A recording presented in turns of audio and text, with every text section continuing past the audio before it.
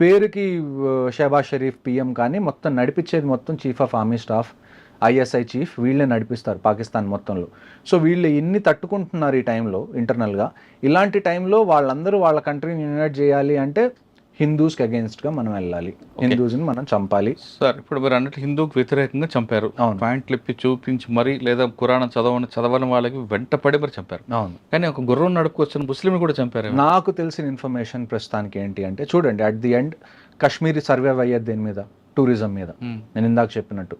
So చాలా మంది టూరిజంలో ఎవరైతే ఉన్నారో కాశ్మీర్లో, they are really nice to people who visit there, ఎందుకంటే అది వాళ్ళ లైవ్లీహుడ్ కాబట్టి. సో నాకు తెలిసిన ఇన్ఫర్మేషన్ ఏంటి అంటే, ఈ గుర్రం అతను ఎవరైతే ఉన్నారో అతను ఈ ఇష్యూ జరుగుతున్నప్పుడు ఆ రైఫిల్ స్నాచ్ చేయడానికి ట్రై చేశాడు టెర్రరిస్ట్ దగ్గర నుంచి. సో అతన్ని కూడా అందుకని చంపేశారు. సాధారణంగా మీరు చెప్పిన ఆ ప్లేస్ మనం స్విట్జర్లాండ్, ఇండియన్ స్విట్జర్లాండ్ అంటాం. నేను కూడా వెళ్ళా. అక్కడ నూడిల్స్, మంచి గావా, ఇంకొక అవన్నీ కూడా బంద్ ఉన్నాయండి. మంచి క్వశ్చన్ అడిగారు. ఇంకొకటి నాకు తెలిసిన ఇన్ఫర్మేషన్ ఏంటంటే, రాత్రికి రాత్రి చాలామంది అక్కడ చాయ్ వాళ్ళు కానివ్వండి, లేకపోతే అక్కడ చిన్న చిన్న ఏవో ఒక బిజినెస్ చేసుకున్న వాళ్ళు ఎవరైతే ఉన్నారో వాళ్ళు రాత్రికి రాత్రి గాయమైపోయారు. వాళ్ళు పనికి రాలేదు next day. So somewhere locals also కొంతమందికి తెలుసు నెక్స్ట్ డే ఇలాగేదో పెద్దది జరగబోతుందని. ఎందుకంటే ఇలాంటివి నేను కాశ్మీర్లో డే టు డే బేసిస్ నేను చూసేవాడిని. ఎప్పుడైతే ఎక్కడన్నా ఏదైనా ఇన్సిడెంట్ జరుగుతుంది అంటే మాకుండే ఫస్ట్ ఇండికేషన్ రోజు రెగ్యులర్గా కనిపించే విషయాలు కనిపించకపోవడం. That is the first indication. అంటే ఇప్పుడు మీకు ఒక ఏరియాలో 10 కొట్లు ఉన్నాయండి, రోజు ఓపెన్ అవుతే రోజు అక్కడ బిజినెస్ నడుస్తుంది. ఒక్కసారిగా మీరు ఒకరోజు మార్నింగ్ వెళ్ళగానే 10 కొట్లు 10కి 10 బంద్ ఉన్నాయి అంటే ఏదో జరగబోతుంది అని చెప్పి. సో నెక్స్ట్ టైం కూడా ఇలాంటివి ఏమన్నా ఉంటే, నేను ఇందాక మీరు చెప్పినట్టు ఇక్కడ చేంజ్ అనేది రావాలి అంటే army, navy, air force, these people are doing it for the last 75 years. Change ఎప్పుడు వస్తుంది అంటే కాశ్మీరీ లోకల్ ఎప్పుడైతే వాళ్ళు వీళ్ళకి సపోర్ట్ చేయడం ఆపేస్తారో అప్పుడే వస్తుంది. కానీ ఇప్పుడు మీకున్న ఇన్ఫర్మేషన్ ప్రకారం మరొకసారి దాడి జరిగే అవకాశం ఉందంటున్నారు, వాస్తవం? చూడండి, కొంతమంది ఇంకా ఆల్మోస్ట్ 1500 మంది OGWs అంటాం మేము, ఆన్ గ్రౌండ్ వర్కర్స్. అంటే మీరు సివిల్ భాషలో స్లీపర్ సెల్స్ అని అనుకోవచ్చు. 1500 మందిని డిటైన్ చేశారు. 1500 మందిని డిటైన్ చేయడం అంటే చిన్న విషయం కాదు. 1500 మందికి ఎన్ని జైల్స్ కావాలో మీరు ఆలోచించండి. వీళ్ళందరినీ ఉతికి ప్రతి ఇన్ఫర్మేషన్ బయటికి లావుతారు. ఎవరు దీని వెనకాల హ్యాండ్లర్స్ ఉన్నారు, అసలు దీని మొత్తాన్ని ఎగ్జిక్యూట్ చేసింది ఎవరు. Rashtriya rifles is going to do it's work అండి, అందులో మీకు డౌటే లేదు. ఎవరైతే ఈ టెర్రరిస్ట్ ఉన్నారో, ఎవరైతే దీనికి పాల్పడ్డారో వీళ్ళైతే ఖచ్చితంగా చచ్చిపోతారు. There is no doubt in it. కానీ వీళ్ళని చంపేస్తే ప్రాబ్లం అయిపోదు కదా. We also need solution for a long duration. Long term solution కావాలి. లాంగ్ టర్మ్ సొల్యూషన్ కావాలి అంటే Pakistan army needs to be targeted. దానికి మీరు వార్ చేయాలి అని అనుకుంటే వీఆర్ రెడీ టు పార్టిసిపేట్. మీరు ఒక్కసారి గో హెడ్ ఇవ్వడమే మీ చేతిలో ఉంది. అచ్చా సార్, ఈసారి వాళ్ళు అటాక్ చేస్తున్నప్పుడు డిజిటల్ ఎక్కడ కూడా డిజిటల్ సిగ్నేచర్ లేదు కాబట్టి మన ఇండియన్ ఆర్మీ ఫెయిల్ అయింది. కంప్లీట్గా మనం డిజిటల్ మీద, ఎలక్ట్రానిక్ దీని మీద ఎక్కువ ఉన్నాం, సెల్ ఫోన్స్ వాటి మీద మనం ఎక్కువ ఫోకస్ చేస్తాం. కానీ ఫుడ్ ఇంటెలిజెన్స్కి మనం ప్రయారిటీ ఇవ్వలేదు కాబట్టి ఈసారి వచ్చిందని ఒక వార్త ఉంది, వాస్తవం అంటారు అది? చూడండి, మీకు నేను లాస్ట్ టైం మాట్లాడినప్పుడు కూడా నేను చెప్పాను, ఇంట్ అనేది 2 రకాల. ఫోన్స్ కానీ ఏది కూడా యూజ్ చేయలేదు కదండి. ఎలాగో అలాగా ఇప్పుడు ఒక ఆపరేషన్ చేయాలి అని అనుకుంటే ఎక్కడో చోట కమ్యూనికేషన్ అనేది వాళ్ళు ఎస్టాబ్లిష్ చేసుకోవాలి, తప్పదు అది. ఎప్పుడు అంటే బీట్ ఫిజికల్గా కానివ్వండి, లేకపోతే టెక్నికల్గా కానివ్వండి, మనకి 2 రకాల ఇంటెలిజెన్స్ ఉంటాయి. ఒకటి ఫిజికల్ ఇంటెలిజెన్స్, ఒకటి టెక్ ఇంటెలిజెన్స్. ఫిజికల్ ఇంటెలిజెన్స్ కన్నా టెక్ ఇంటెలిజెన్స్ మీద మనం ఎందుకు డిపెండ్ అవుతాము అంటే, technical intelligence is most of the time is very accurate. ఎందుకంటే కరెక్ట్ ఉంటుంది, పిన్ పాయింట్ మనకు దొరుకుతుంది. లేకపోతే దాన్ని ఏమంటారు, ఇప్పుడు ఫిజికల్ సోర్సెస్ ఉన్నారు అవునా కాదా ఇటువంటి కొంచెం కొద్దిగా అందులో దాన్ని ఏమంటారు, మనకు కూడా డౌట్స్ ఉంటాయి. వీళ్ళు నిజంగా టెర్రరిస్ట్ గురించి చెప్తున్నారా లేకపోతే మనల్ని టార్గెట్ చేయడానికి చూస్తున్నారా అన్నది.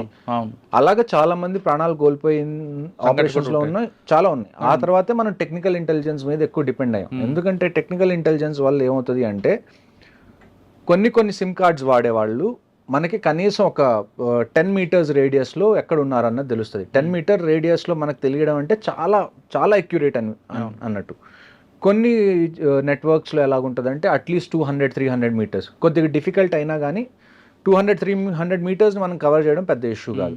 కొన్ని నెట్వర్క్స్ ఎలాగుంటాయంటే ఇంట్లో ఏ రూమ్లో కూర్చున్నా కూడా మనకి 5 మీటర్స్ అక్యురసీ ఉన్న నెట్వర్క్స్ కూడా ఉన్నాయి. ఓకే. సో అందుకని మనం ఎక్కువగా టెక్నికల్ ఇంటెలిజెన్స్ మీద డిపెండ్ అవ్వడం మొదలు పెడుతున్నాం. ఇంకొక విషయం ఏంటి అంటే టెక్నికల్ ఇంటెలిజెన్స్ ఎందుకు ఇంపార్టెంట్ అంటే కాశ్మీర్లో నేను మీకు చెప్పినట్టుగా ఇట్స్ సివిలియన్ ఏరియాస్ చాలా ఉన్నాయి. మీరు అర్బన్ వార్ఫేర్ అనేది చేయాలి. ఈ టెక్నికల్ ఇంటెలిజెన్స్ వల్ల ఏమవుతుంది అంటే కొలెటరల్ డ్యామేజ్ అనేది కంప్లీట్గా తగ్గిపోతుంది. సో అందుకని మనం టెక్నికల్ ఇంటెలిజెన్స్కి ఎక్కువగా మనం ప్రయారిటీ ఇస్తాం.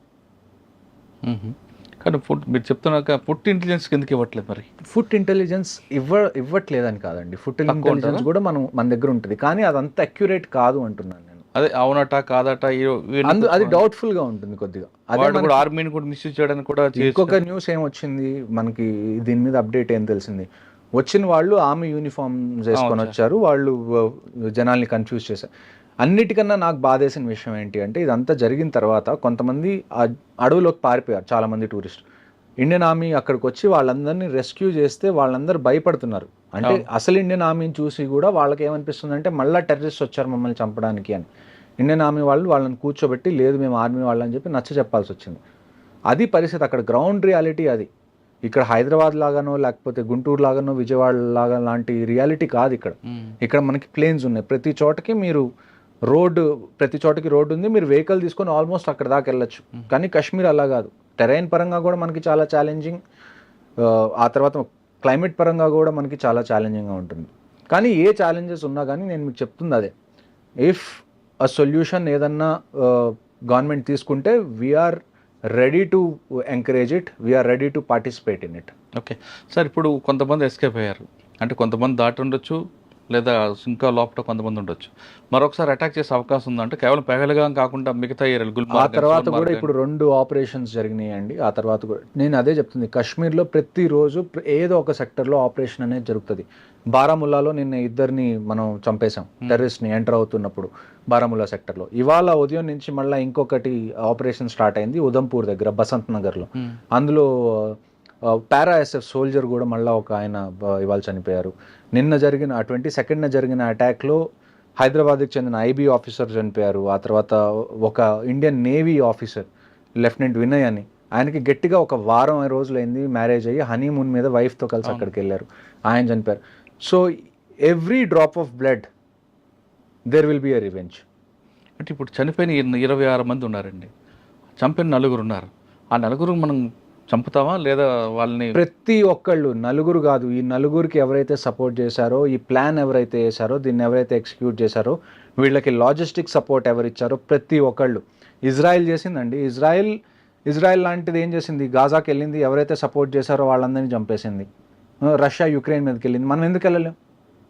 మన మీద కోర్టులో కేసు వేస్తారు, ఇంటర్నేషనల్ కోర్ట్ ఆఫ్ జస్టిస్లో ఏనివ్వండి. కోర్టు కేసులు మీరు సివిల్లో చూస్తారు కదా, ఎన్ని రోజులు నడుస్తాయి కోర్టు కేసులు? సంవత్సరాలు నడుస్తాయి, నడవనివ్వండి. మీకు this is the time you have to teach them A lesson. మీరు ఇంకా దీన్ని డిలే చేసి మేము సాఫ్ట్గా ఉంటాం, మేము పద్ధతిగా ఉంటాం, మనం ఏమన్నా సవాలమా? అవును, ప్రతిసారి ఇలాగ మన మీద ఏదైనా జరగడం, మనం ఒక 2 రోజులు క్యాండిల్ పట్టుకోవడం, మళ్ళీ ఒక 2-3 నెలల తర్వాత మళ్ళీ క్రికెట్ కావాలి, లేకపోతే అక్కడి నుంచి యాక్టర్స్ కావాలి అని మాట్లాడుకోవడానికి. At least this time take a stand. ఎందుకంటే ఈసారి జరిగింది ఆర్మీ మీద కాదు, మనకి పుల్వామా జరిగింది. పుల్వామా ఎవరి మీద జరిగింది? ఆర్మీ మీద జరిగింది, సిఆర్పిఎఫ్ మీద జరిగింది. బట్ దిస్ టైం ప్రజల మీదకి వచ్చింది. ఎవరి దగ్గర అయితే ఒక వెపన్ లేదు, ఎవరికైతే ఏ ఇంటెన్షన్ లేదు మీతో గొడవపడాలనుకున్న వాళ్ళ మీద, ఎవరి దగ్గర అయితే దాన్ని ఏమంటారు శక్తి లేదో వాళ్ళ మీద మీరు శక్తిని ప్రదర్శించారు. ఇప్పుడు మీ మీద శక్తి ఉన్న వాళ్ళు ప్రదర్శిస్తే ఎలా ఉంటుందో మీకు తెలుస్తుంది ఈవెన్చువల్గా. ఓకే సార్, ఫైనల్గా చెప్పండి, బయటకు వచ్చారు మీరు రిటైర్ అయిపోయి వచ్చిన తర్వాత, ఈ ఇన్సిడెంట్ వినగానే మీ రక్తం బాయిల్ అయిందా? మరొకసారి వెళ్దాం అనిపించిందా? ఖచ్చితంగా నేను మీకు ఇందాటి నుంచి అదే చెప్తున్నాను, if war is the only solution now, మాకు ఫోన్ కాల్స్ లెటర్స్ రావాల్సిన అవసరం కూడా లేదండి. We are in the reserve list, we will be there the next morning. మేము రిపోర్ట్ చేస్తాం మా రెజిమెంట్స్కి, మీరు డెసిషన్ తీసుకోండి, వీఆర్ రెడీ. సార్ అక్కడ వెళ్ళిన తర్వాత అంటే ఇంతకుముందు కూడా మీరు వారంలోనే దాంట్లో చూస్తుంటారు, మీకు ఎవరు గైడెన్స్ చేస్తారు? ఒక దగ్గర జరిగింది, ఇన్ఫర్మేషన్ ఉంది, కొట్టరని అంటారా, లేదు వాడిని పికప్ తీసుకురమ్మంటారు? అంటే ఫస్ట్ ప్రయారిటీ అరెస్టా పికప్? ఇలాంటి విషయాలు జరిగినప్పుడు అరెస్ట్ అనేదానికి ఎవరు మీరు నన్ను పర్సనల్గా అడిగితే అండి, నేను అరెస్ట్ చేయాలి అంటాను. ఒకసారి చంపేయాలి, ఒకసారి some times death is kindness. ఒకడిని చంపేస్తే మనం వాడి మీద జాలి చూపించినట్టు అర్థం ఇలాంటి వాళ్ళని. నన్ను అడిగితే ఈసారి వీ షుడ్ అరెస్ట్ దెమ్.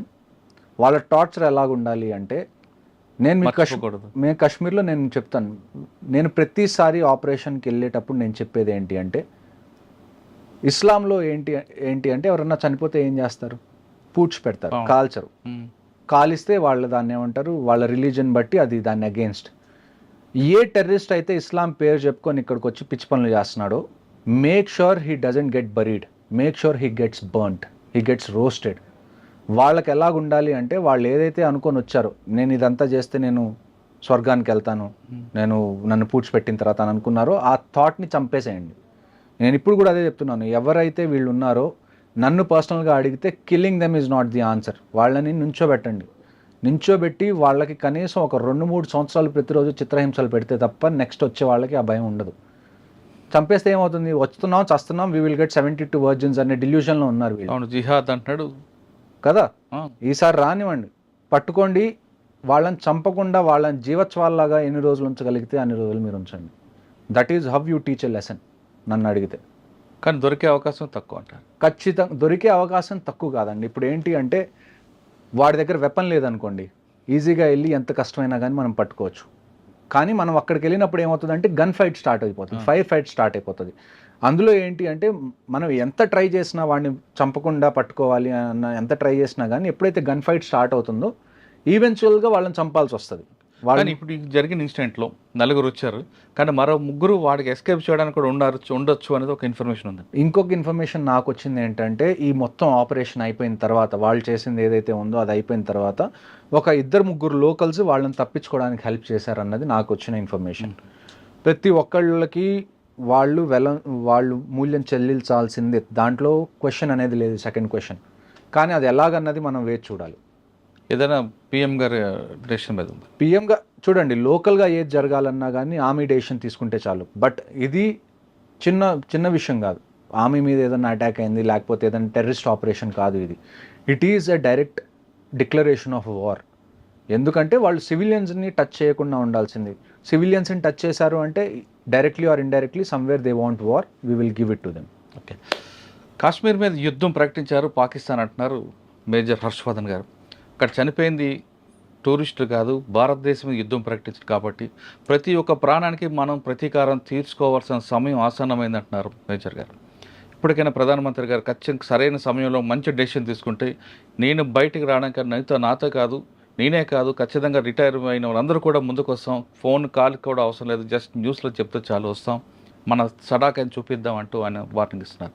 ఇప్పటికైనా చాలామంది కేవలం టూరిస్టులు చనిపోయినప్పుడు మాత్రమే మనం క్యాండిల్ ర్యాలీలు తర్వాత కార్యక్రమాలు చేసి ఏదో మమ అనిపించకుండా, ఎప్పుడు కూడా మనం ఎప్పటికైనా సరే మన దేశ పాకిస్తాన్ కాబట్టి దాంతో ప్రతీకారం చేయడానికి మీరందరూ ముందుకు రండి.